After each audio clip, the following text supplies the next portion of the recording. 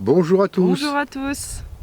Alors aujourd'hui nous sommes dans le Var, au-dessus de Draguignan, au Malmont. Oui, un endroit particulier, Eh oui. énergétiquement. Et Et historiquement, point de vue rencontre rapprochée du troisième type.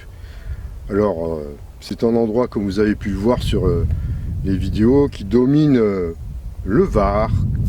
On voit bien le camp de Gers qui est caché derrière, hein. Alors évidemment on voit pas tout. On voit aussi derrière la Sainte-Baume, la Sainte-Victoire, Draguignan qui est caché un peu plus bas. Et on va vous raconter ce qui s'est passé dans les années 70, ici même. Ce sont des histoires assez fantastiques concernant des rencontres rapprochées de troisième type, hein. c'est parti pour une histoire passionnante Voilà, qu'on va explorer ensemble. on va vous raconter ensemble. Et puis nous, je pense qu'on va y revenir un de ces soirs aussi pour faire quelques veillées. Parce qu'on a trouvé quand même que l'endroit était assez chargé, comme tu dis, énergétiquement. Ouais, Et on sent qu'il y a eu de l'histoire et qu'il y a des présences galactiques. ouais, il y a quelque chose encore qui a l'air de résider sur place encore et qui suscite notre intérêt, notre Oui, attention. il faut Donc, qu'on y retourne la nuit parce qu'il y a quand même du monde de la journée, hein. oui, il y a beaucoup de monde, il y a Ouais. beaucoup de visiteurs. Mais la nuit, je pense que ça doit être une autre histoire. Ouais. Donc, on y retournera dès qu'il fera un peu plus chaud, évidemment. Bien qu'il fasse très bon encore à cette époque, mais le soir, on ne sait pas. Voilà, ou alors il faut y aller bien couvert, avec des chaises parce que c'est du maquis et des très caillouteux partout. Ouais. De quoi être bien installé pour rentrer en contact avec nos amis galactiques. Galactique, savoir un peu ce qui se passe encore ici même. Ouais. Et on a vraiment, comme je vous disais, un très beau point de vue. Ça fait qu'on peut, comment dire, les voir arriver de loin, s'ils doivent arriver. Par contre, pour se poser, je sais pas trop comment ils peuvent faire, mais enfin bon. Ça risque d'être bancal l'atterrissage, mais Ils savent se débrouiller. Voilà, de faire. toute façon, on vous tiendra au courant s'il se passe quelque chose. Je reviendrai avec tout le matériel et tout. Et on verra tout ça. Allez, sur ce, on vous laisse regarder. La suite de la vidéo. Voilà, À bientôt. à bientôt.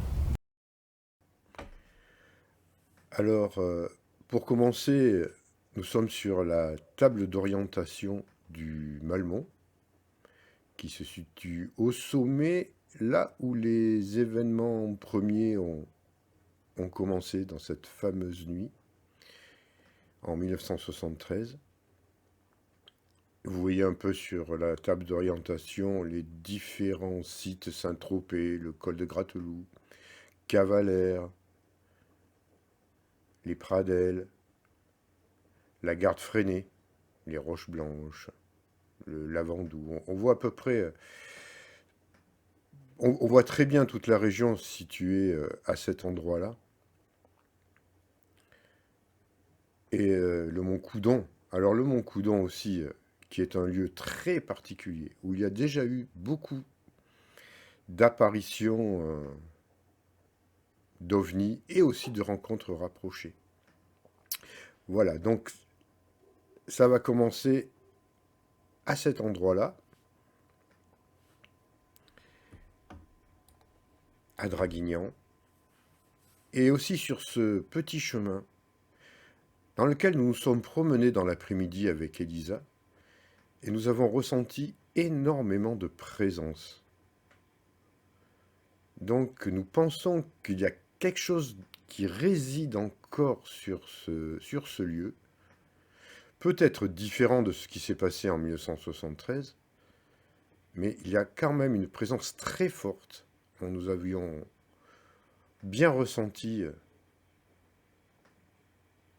quelque chose d'inhabituel, qui nous a aussi interpellés car nous ne sommes pas restés la nuit à cet endroit. Voilà l'endroit aussi où il y a eu les premières apparitions. Nous ne sommes pas restés à cet endroit, mais nous avons quand même bien ressenti la nuit, en expansion de conscience, qu'il y avait vraiment toujours quelque chose à cet endroit-là. Et nous allons y revenir prochainement. En attendant, je vais vous laisser avec Elisa qui va nous raconter l'histoire du Malmont l'histoire incroyable de cette fameuse nuit qui a vraiment défrayé la chronique à son époque.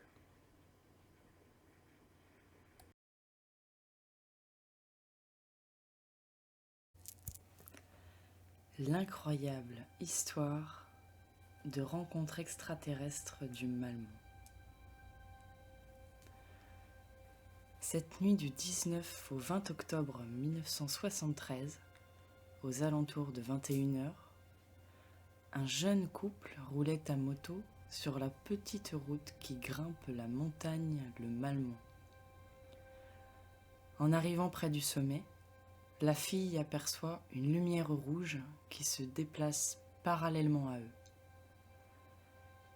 Elle fait signe à son petit ami de s'arrêter pour observer l'étrange phénomène lumineux. D'après leur témoignage, il s'agit d'une boule lumineuse de couleur rouge, entourée d'un halo orangé. L'objet, d'une taille apparente à celle d'un melon, avançait à faible altitude, en ligne droite, silencieusement. Puis, elle disparut derrière les arbres du Malmont.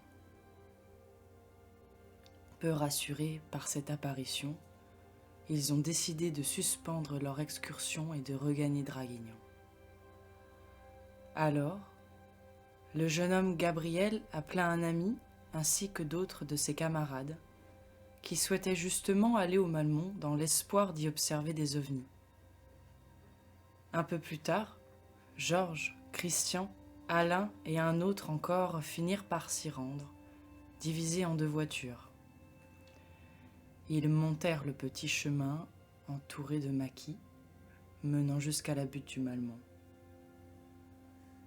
Ces 4 personnes, déjà sensibilisées aux ovnis et désireux de faire une expérience hors du commun, se garèrent donc près de la table d'orientation, tout feu éteint. Peu de temps après, ils remarquèrent une opaque lueur blanchâtre coiffant le sommet, distant d'une centaine de mètres à peine d'eux. C'est alors qu'ils aperçoivent, au-dessus de cette lueur, une lumière rouge qui commence à se déplacer. Des sons aigus retentissent, puis ils distinguent une silhouette sombre, de grande taille, descendre lentement le chemin calcaire qui va du sommet à la table d'orientation. L'air ambiant semble se modifier, comme la venue d'une onde de chaleur. Simultanément, des bruits curieux ressemblant à des interférences radio se font entendre à leurs oreilles. Les jeunes gens, apeurés, se dissimulèrent derrière la table d'orientation en continuant d'observer cette forme qui semble s'immobiliser à une vingtaine de mètres d'eux. Ils voient cet être agenouillé, comme s'il ramassait quelque chose. Il est partiellement éclairé par la lumière qui se situe à la hauteur de sa ceinture. La silhouette se redresse, la lumière s'éteint. Un silence total bientôt rompu par des bruits de branches cassées du côté de leur voiture. Les 4 amis se demandent alors s'ils n'avaient pas vu un sanglier.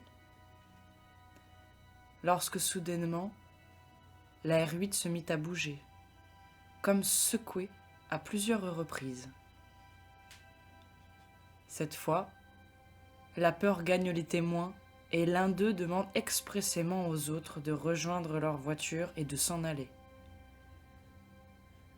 Mais à l'instant où le premier d'entre eux atteint la R8 et s'apprête à ouvrir la portière, un puissant faisceau de lumière blanche provenant du sommet les éclaire violemment et balaye la zone durant plusieurs secondes. Les 4 garçons se couchent à terre. Dès que l'obscurité revient, ils se précipitent dans leur voiture. Georges démarre en trombe et s'enfuit avec Christian à bord de la Fiat. La R8, elle, ne démarre pas. Alain est contraint de la pousser avant de pouvoir la mettre en route. Une fois le moteur en marche, Alain roule sur quelques mètres, freine et jette un coup d'œil à l'arrière. Il constate la présence de l'être semblable à celui vu précédemment. Puis il en voit un autre et un troisième, éclairé par les feux arrière de la voiture. Ils sont vêtus de combinaisons munies d'une lumière ventrale, des casques carrés ou cylindriques, avec, à hauteur des yeux, des fentes rectangulaires, brillant d'une luminescence orangée. L'un d'eux porte un casque différent, évoquant un masque à gaz. Ils paraissent dépasser les 2 mètres de hauteur et avancent vers la voiture d'une démarche robotique. Alain fait quelques mètres, suivi par les êtres immenses. Il stoppe la voiture à 2 reprises pour les observer. Et comme ceci ne semblait pas s'arrêter, le courageux Alain décide de reculer jusqu'à eux, de mettre la voiture au point mort et d'ouvrir la portière pour leur parler. « Vous êtes bons ou vous êtes méchants ?» Voici ce qu'Alain leur demande. L'être le plus proche du jeune homme se tourne vers les 2 autres et résonne alors à nouveau ces étranges sons, comme si ces êtres communiquaient entre eux. Ils reprennent leur marche plus rapidement, d'une façon plus saccadée. Mais Alain ne les attend pas. Il ferme la portière et se hâte de repartir. Après cela, Alain s'arrête une 50aine de mètres plus loin pour voir s'il est toujours suivi par les grands êtres. Ne les voyant plus, il profite d'un terre-plein pour faire demi-tour, décidé à rentrer en contact avec eux. Il remonte jusqu'à la table d'orientation, mais, mis à part la lueur blanchâtre au sommet, il ne vit rien d'autre. Alors il prit peur. Il n'insista plus et quitta enfin les lieux, au grand soulagement de son compagnon. Georges et Christian, eux, repartis plus tôt à bord de la Fiat, vécurent une autre histoire. Tandis qu'ils commençaient à descendre le Malmont, Georges, qui était au volant, dit avoir soudainement vu 2 jambes énormes, vêtues de rouge, traverser la route en 2 enjambées, juste devant ses phares. Dès qu'il les a vus, il s'est mis à freiner. Ses phares se sont alors éteints, ainsi que la lumière du tableau de bord. Puis, tout s'est rallumé progressivement, sans que la voiture ait cessé de rouler. Et, environ à 1 kilomètre plus loin, une nouvelle apparition de 2 jambes rouges dévalant une pente au-dessus de la route. Avant de rejoindre Draguignan, un dernier incident se produit. Sur une portion de ligne droite, la voiture, toujours selon Georges, s'est mise brusquement en travers de la route et a repris sa direction, sans que le jeune homme n'intervienne sur le volant. Christian, lui, n'a pas confirmé avoir vu les immenses jambes rouges. Son attention ne semblait pas être portée sur la route.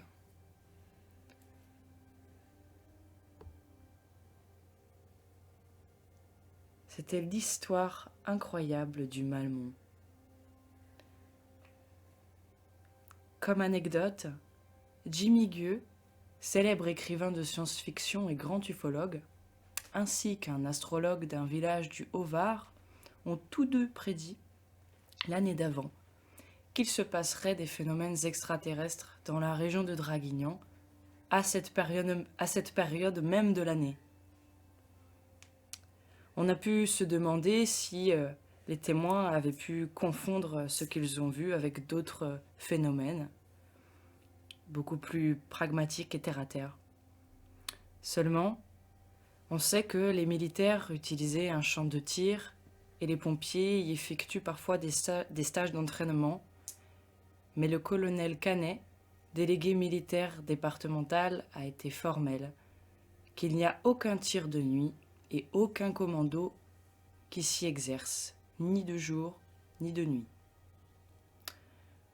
Au SDIS, le service départemental d'incendie et de secours, le colonel Martinez a été clair également.